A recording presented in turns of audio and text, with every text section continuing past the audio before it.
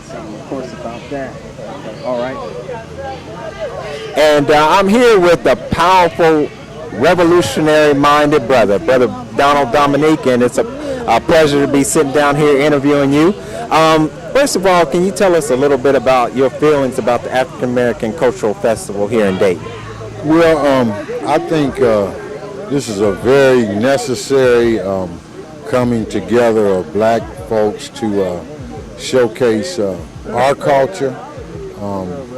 It's been a staple in the community since I was a kid, and I think it's one of the main things that we as a people need to do to distinguish ourselves in order that we may have our own self-esteem. Yes, sir. And of course, you know, as I was saying to one brother, when we come out here to the African American Cultural Festival, we can see the vibrancy of our people, the creativity of our people, and one of the things that, you know, is always disturbing is how much, or the lack of knowledge that we have of ourselves and who we are and what we've contributed to building this country. You have anything to say about that? Well, I think when you study true history, you'll find that Africans and African Americans are responsible for a lot of things that we take for granted in this society. And I think until we fully embrace, you know, our culture and those things that are particular to us, those creations and those inventions and things that are particular to us, until we fully embrace that, we're going to still struggle with our self-esteem and self-worth as a people. Absolutely. Now, you're a part of the Black Panther, New Black Panther Party. Can you tell us something about that? Well, the New Black Panther Party was founded in, I think, 1989 out of Dallas, Texas, to revive the philosophy that was first started by Huey P. Newton and Bobby Seale over the last 15 or so years.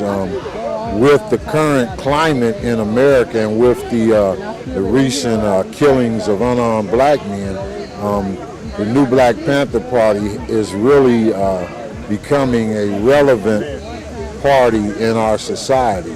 And so, you know, we're still working out the kinks. There's a lot of young brothers involved, and, you know, we haven't taught the full political history to a lot of the guys like we need to, but we are in the process. And I think we're going to be successful in making the New Black Panther Party and those organizations like the New Black Panther Party a permanent part of our political and community landscape in America.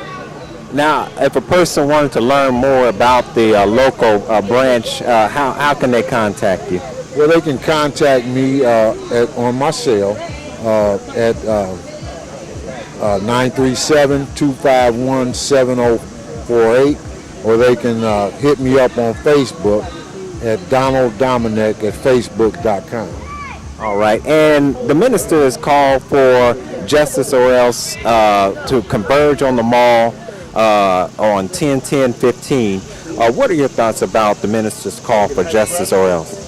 Well, I'm all in favor for it. You know, I feel like that the current disrespect that's being leveled towards our people and our community is designed to keep us in a permanent state of second-class citizenry. And I think that we have no other choice. We're in a position now, we're in between a rock and a hard place. It's either revolution or die. And revolution can mean a lot of things. It can mean a cultural revolution, or it can mean a literal a rebellion, you know. And so I'm 110% in the minister's favor. And you work a lot here on putting together forums yourself, very involved in the political arena. What can you say about what's going on in Dayton as far as the whole political movement and black people. Where are we at? Well, you know what? I'm encouraged because in, say, the last 5 or 6 years, we have come together and we have created a political movement in Dayton like I've never seen in my lifetime. And there was a lot of things that went on in the 60s. I was a younger man, and I was a kid, but in my lifetime, in my adult lifetime, I've never seen anything quite like this, and I'm encouraged by it. But there are those who are working to undermine what we're doing, but we expect that. But I'm very encouraged by the coming together of the black community. All right. And we saw our sister, we both know her, she walked in front of the camera, but that's fine because, you know, it's a beautiful thing because that's how we are as a people. You know, we're like, you know, you notice certain animals, how vehicles can pull up on animals in the wild and they don't recognize those things because those things don't put off a vibration, you know what I mean? And as human beings, we don't relate to these mechanical devices like Western society does. We relate to human beings, and we're connected with the Mother Earth, if you will. That's just a side note. But is there anything that you would like to say, just in closing out, about the times that we live in, and the time and what must be done, and what black people should be focused on? Sure. I think that one of the things that I really try to promote as the area leader for the new Black Panther Party is people getting involved, getting out, getting involved, making a sacrifice. If we're going to win this thing, it's going to take sacrifice, and that's the thing that I try to push to people. It might mean spending a little bit more of your money. It might mean taking your day off from work and doing some stuff in the community. And it mostly means coming out of your comfort zone. We have to come out of our comfort zone if we want real change for our people in America.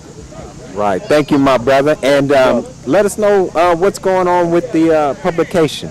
Well, this is the new Black Panther Party magazine. It comes out quarterly, and I have a few here today. All right. This quarter's edition is about political prisoners. Right. And so a lot of people don't know there are still members of the original Black Panther Party that are still incarcerated and being held unjustly by the United States government.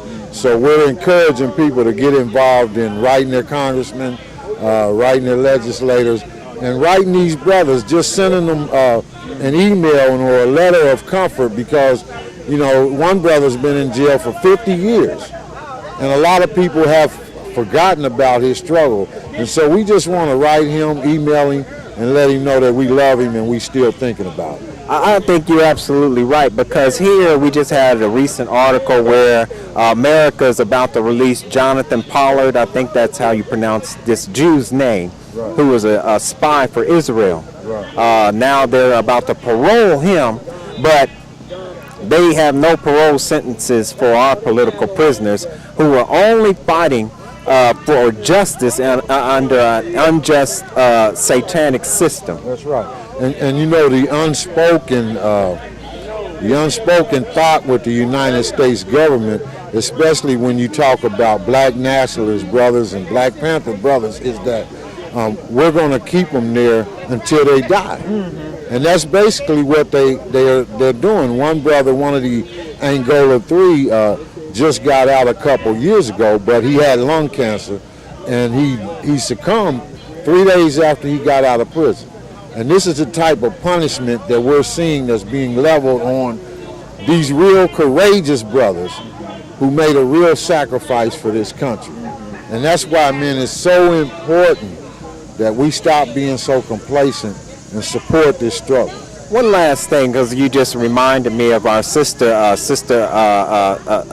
Shakur, right, who is exiled in Cuba. Right. Can you talk a little bit about her, Sister Asada, and her current status now that America has reestablished some diplomatic relationships with with Cuba? Well, you know, the thing that astonishes me is that after all these years she's been in exile, and Fidel Castro and his brother have made it clear to the United States that we're not releasing any of these people back to the United States. But the racist memory has never forgotten. They have never forgotten her. They have always tried to offer money for people to kidnap her and bring her back to this country. If they were successful in bringing her back, there's no way she could get a fair trial, especially with the current climate in America. You know, even under Obama, and I love Obama, I love what he represents, but even under Obama, there's no way that this sister can get a fair trial in the United States of America. So, I say more power to you, sister. We love you, and seek God and live in peace where you at. That's right. All right. Well, thank you, my brother. I really appreciate those words and helping bring a lot of these issues to light. Yes, sir. Thank you, brother. Thank you. Black Power. Yes, sir. Wait a minute, the man on camera. Oh, you